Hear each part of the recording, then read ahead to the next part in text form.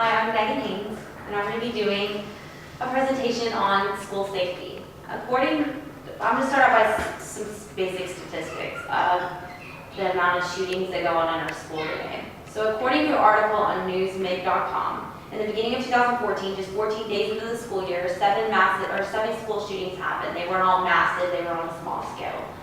Out of those seven, 9 people were shot and 1 killed. Statistically speaking, we could conclude that could have concluded at the beginning of the year that there was a school shooting one every 2 days. I read another article on ThinkProgress.org that pointed out that there was only 28 shootings in all of 2013. So to start out 2014 that way shows an increase. What a way to start our school year out.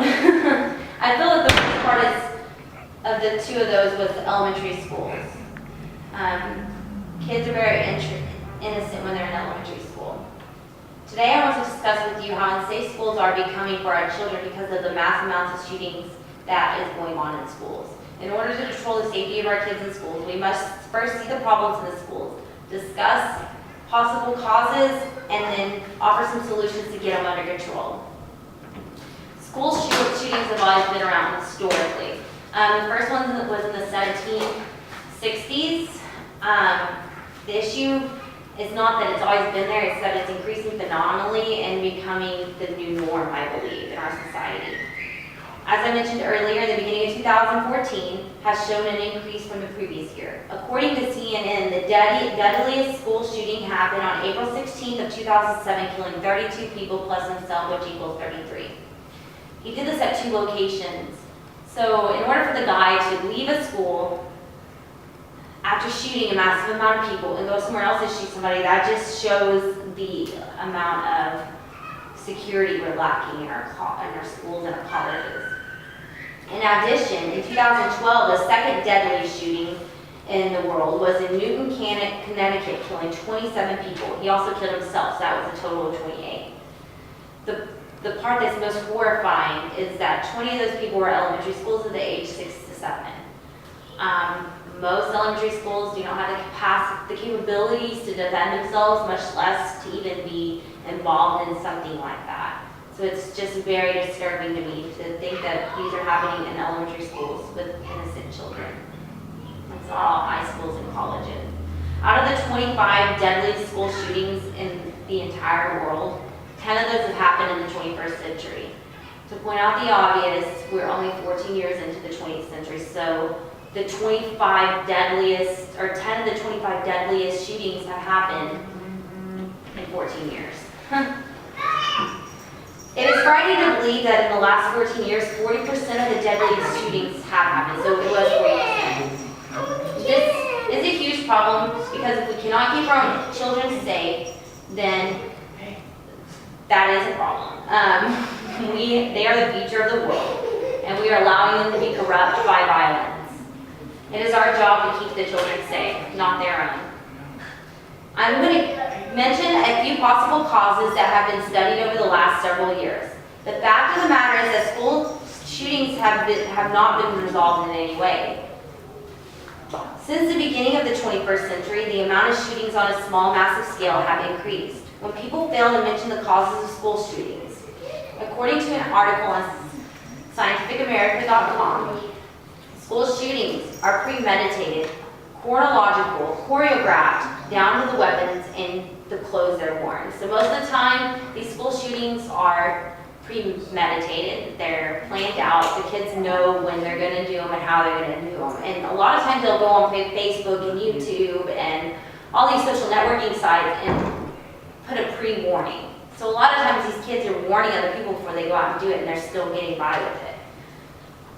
There has been mention of a lot of these, like I said, in publicly announced. Alfred University did a survey on adolescents to see what they thought, why they thought school shootings were happening. So they talked to adolescents themselves and did some statistics. Most of them relate that they want to get back at those who hurt them. So out of all the kids that they studied, they think that most of the time it's from being bullied. These kids want to go out and shoot people because they've been bullied, they've been hurt, and they just don't know how to deal with it. Only about 50% of these students believe that it was mental illness or drug related. The study showed pretty much that more kids that were failing school and the kids that didn't really have a good lifestyle growing up were the ones that could cooperate and understand why the kids did it, as opposed to kids that were making A's and B's, doing good in school, had a really good family life. Those people didn't really know how the shooters felt. They couldn't relate to them. So that's another thing. It's interesting because none of the studies really show that the violence was coming from video games and TV. But I believe it's mainly because of bullying and things like that.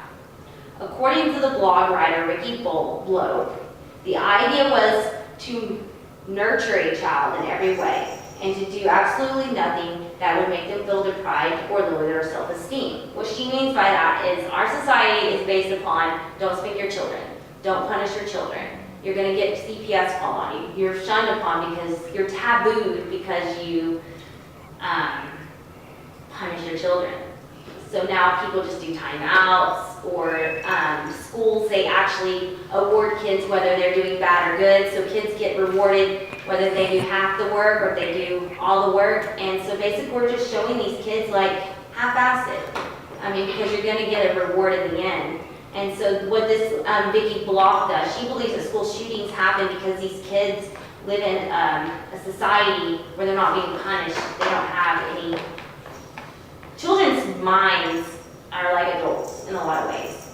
And the reason why this system is failing because, like I said, if child B gets a prize and child A gets a prize and one's doing half the work, the outcome is the same, so why should child A even care to try?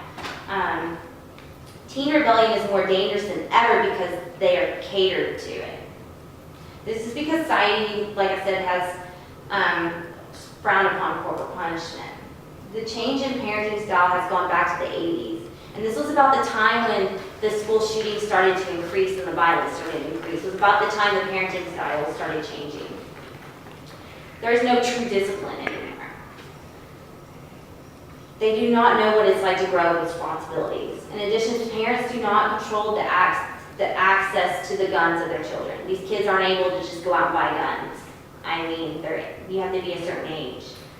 Another reason we could blame this epidemic is on the government. We do not see our government educating or informing people of the problem.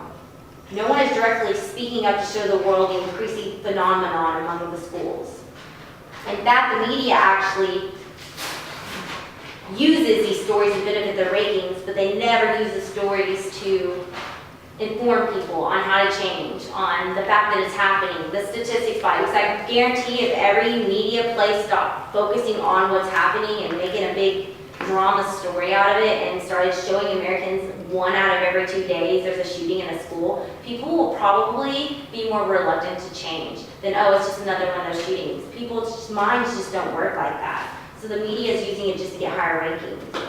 Regardless of what influences the kids to shoot others, the guns are accessible and it falls on the parents.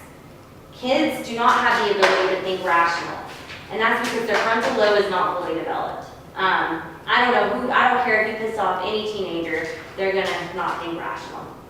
Anyways, there's solutions because nothing changes and nothing changes. According to CNN, a good solution to school shootings would be to strengthen the gun laws. They kind of contradicted themselves because they also said that they should keep the gun laws the same. So I just need to follow that. There is no way that the government would be able to pass a law to seize weapons anyways. They're already in everybody's houses. I think a rational decision would have higher security in schools. What I mean by higher security is metal detectors, an officer on every campus at all times. Yeah, it's an expensive alternative, but we got to keep our kids safe.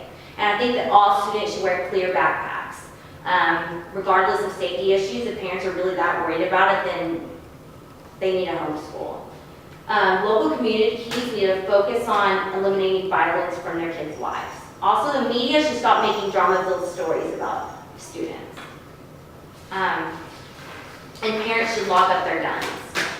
I feel like that's what I would do in that situation.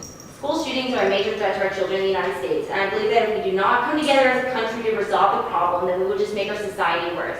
Kids are not supposed to be exposed to that kind of violence. The causes are really hard to pinpoint. It's hard to just blame a cause. So we just need to make it to where they're not as accessible and we're not making it as prominent in the media. And the kid is getting bullied in school, the parents should pay special attention to the child's behavior as well as the school. And then they should resolve it. Regardless of the cost, we should make schools more secure like airports. It is our job to keep our children safe in school. It should be the safest place for them. They should not witness violence because they are the future of this country. Who do you want to run the country? I'm done. Questions?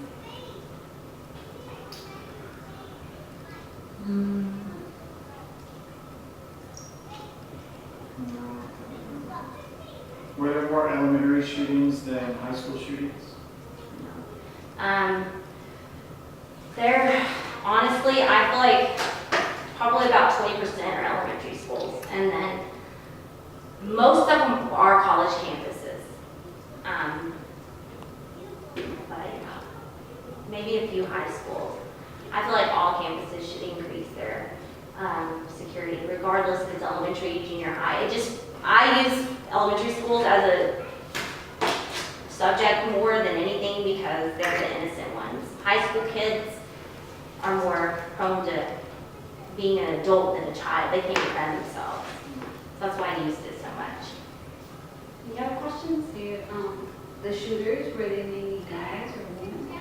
Do you know? More men than women. There are, because they even did a study on the entire world, and I think out of all the massive shooters, it's like less than 5% are women. It's mainly men, especially in the United